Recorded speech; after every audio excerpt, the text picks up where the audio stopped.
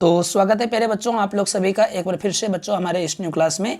प्यारे बच्चों, आज की इस क्लास में हम लेकर के आए हुए हैं प्यारे बच्चों आप लोगों का क्लास 9th का बच्चों, जो आप लोगों का बच्चों मासिक परीक्षा होने वाला है सोशल साइंस का। प्यारे बच्चों मैं उसका बच्चों यहाँ पे क्वेश्चन पेपर लेकर के आया हुआ हूँ, जो कि बच्चों आपका ओरिजिनल है। ठीक है प्यारे बच्चों, मैं आपको बता दूं कि बच्चों ये जो आपका एग्जाम है बच्चों, ये आपका समय में इसके लिए आपको 1 घंटे 30 मिनट मिलेंगे। और बच्चों कुल जो मार्क्स जो होंगे प्यारे बच्चों वो 50 मार्क्स के एग्जाम होंगे। ठीक है, ये बच्चों 110% बच्चों ये ओरिजिनल क्वेश्चन पेपर है, तो आप लोग इसके लिए बिल्कुल चिंता ना करें। आप लोग बच्चों सारे क्वेश्चन के आंसर को एनालिसिस अच्छे से कर लीजिए। ठीक है, तो चलिए बच्चों मैं आप लोगों को क्वेश्चन पे लेकर के आते हैं।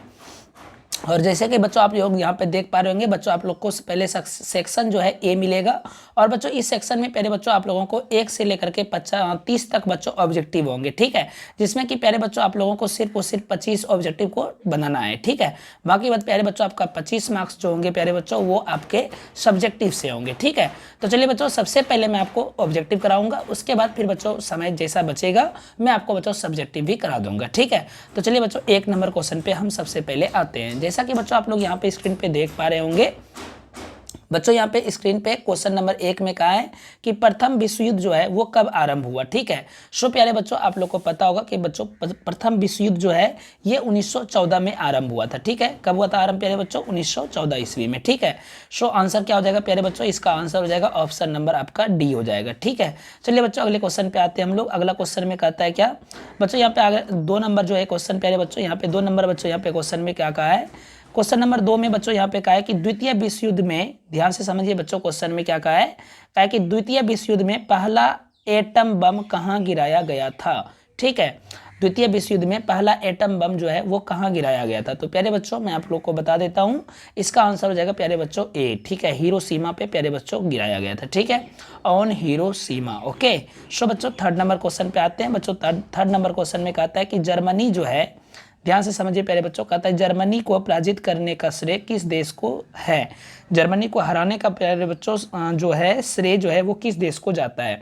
तो बच्चों ये आंसर हो जाएगा आपका ऑप्शन नंबर बी, रूस को। ठीक है प्यारे बच्चों, रूस ने जर्मनी को हराया था। ठीक है, अगला क्वेश्चन है प्यारे बच्चों कि वर्साई की संधि के फलस्वरूप निम्न में किस महादेश का मानचित्र जो है वो बदल गया? ठीक है, तो बच्चों वर्साई के संधि आप लोगों को पता होगा कि ये बच्चों आप लोगों का जो है शायद 2nd वर्ल्ड वॉर के बाद हुआ था। ठीक है, तो इसमें कौन से महादेश का जो है प्यारे बच्चों मानचित्र बदल गया था? तो बच्चों आपको आंसर बता देते हैं, इसका आंसर होगा ऑप्शन नंबर ए। ठीक है, यूरोप महादेश का। ठीक है, अगले बच्चों यहाँ पे 6 नंबर बच्चों यहाँ पे हम क्वेश्चन पे आते हैं हम लोग। 6 नंबर देखिए बच्चों, यहाँ पे क्वेश्चन में क्या कहा है बच्चों? कहा है कि माइन कॉफ की रचना जो है वो किसने की थी? ठीक है, तो बच्चों 6 का आंसर हो जाएगा ऑप्शन नंबर ए, मुसोलिनी ने। ठीक है प्यारे बच्चों, 7 नंबर क्वेश्चन पे आ जाइए आप लोग। बच्चों यहाँ पे 7 नंबर क्वेश्चन में कहता है कि जर्मनी का मुद्रा क्या है? ठीक है, सो बच्चों जर्मनी का जो मुद्रा है ये है प्यारे बच्चों आप लोगों का मार्क। ठीक है प्यारे बच्चों, MARC मार्क, याद रखिएगा। ठीक है, कहता है भारत का संविधान कब लागू हुआ था? तो प्यारे बच्चों भारत का संविधान लागू जो हुआ था वो 26 जनवरी 1950 को हुआ था। ठीक है, बट बन गया था बच्चों 26 नवंबर 1949 को। ठीक है ना, तो याद रखिएगा। ठीक है प्यारे बच्चों, सो ये हो गया आप लोगों का क्वेश्चन नंबर 8। ठीक है, अब प्यारे बच्चों हम लोग क्वेश्चन नंबर 9 की ओर बढ़ते हैं, और क्वेश्चन नंबर 9 को हम लोग देखते हैं प्यारे बच्चों। कहता है लोकतांत्रिक संविधान में निम्न में से कौन सा प्रावधान नहीं रहता है? तो बच्चों आपको बता देते हैं, इनमें से जो है प्यारे बच्चों शासन प्रमुख का नाम जो है लोकतांत्रिक संविधान में प्रावधान नहीं रहता है इसका। ठीक है, तो बच्चों ऑप्शन नंबर आपका क्या हो जाएगा? 9 का बी हो जाएगा। ठीक है बच्चों, 10 नंबर क्वेश्चन पे आइए। कहता है यंग इंडिया पत्रिका का लेखक कौन है? तो प्यारे बच्चों यंग इंडिया आप लोग को पता होगा ये महात्मा गांधी के द्वारा लिखा गया था। ठीक है बच्चों, तो ऑप्शन नंबर हो जाएगा आपका ए। बच्चों 11 नंबर क्वेश्चन पे आते हैं। कहते हैं भारत में किस प्रकार की शासन प्रणाली पाई जाती है? सो बच्चों 11 नंबर का आंसर हो जाएगा ऑप्शन नंबर ए, लोकतांत्रिक राजतंत्र की प्रणाली। ठीक है बच्चों, 12 नंबर क्वेश्चन पे आते हैं। कहता है लोकसभा का चुनाव कितने वर्षों के अंतराल पर होता है? तो बच्चों लोकसभा का चुनाव जो है प्यारे बच्चों ये आप लोगों का 5 वर्षों के अंतराल पर होता है। ठीक है, ऑप्शन नंबर हो जाएगा प्यारे बच्चों सी। बच्चों 13 नंबर क्वेश्चन पे आते हैं हम लोग। 13 नंबर क्वेश्चन देखिए यहाँ पे क्या कहता है कि भारत में मतदाता सूची के नाम होने के लिए न्यूनतम उम्र क्या है?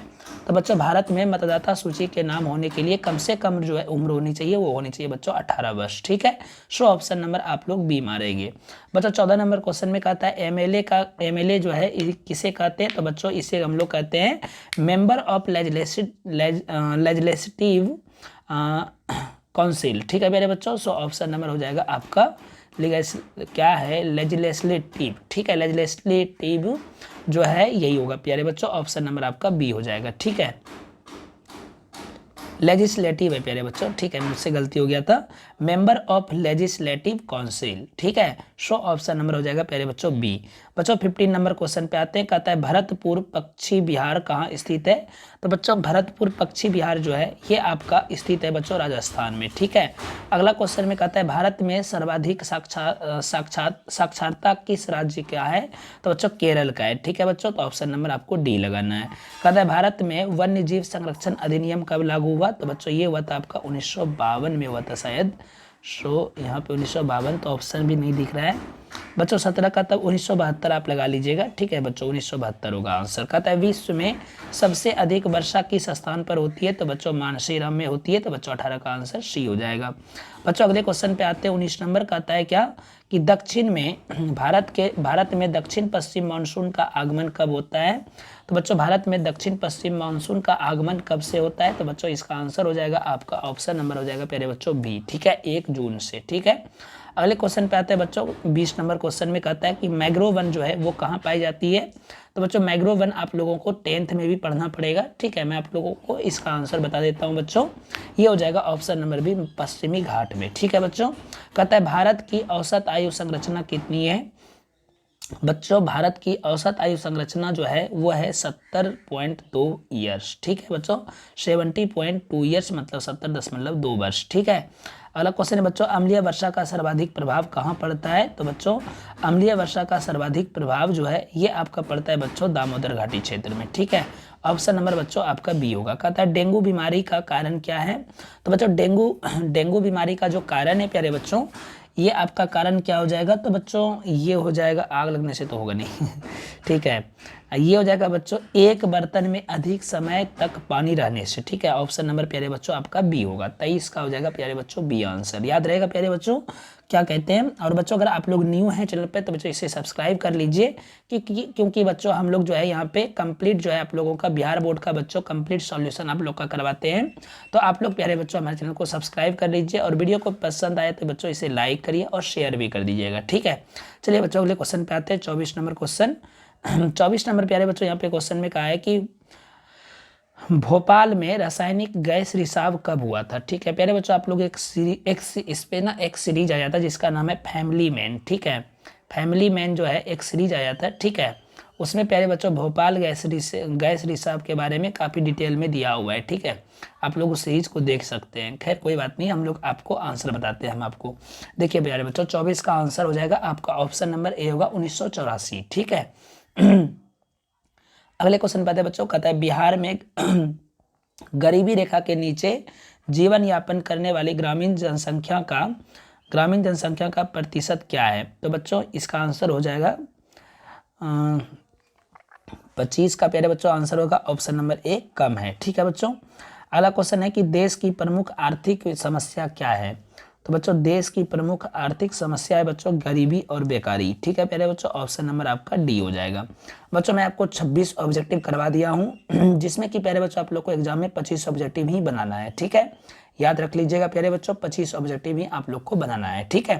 तो चलिए बच्चों हम आपसे सब्जेक्टिव क्वेश्चन के साथ मिलते हैं, तब तक प्यारे बच्चों आप लोग हमारे चैनल पर बने रहिएगा। मिलते हैं फिर से एक न्यू क्लास के साथ में, bye bye, take care, see you.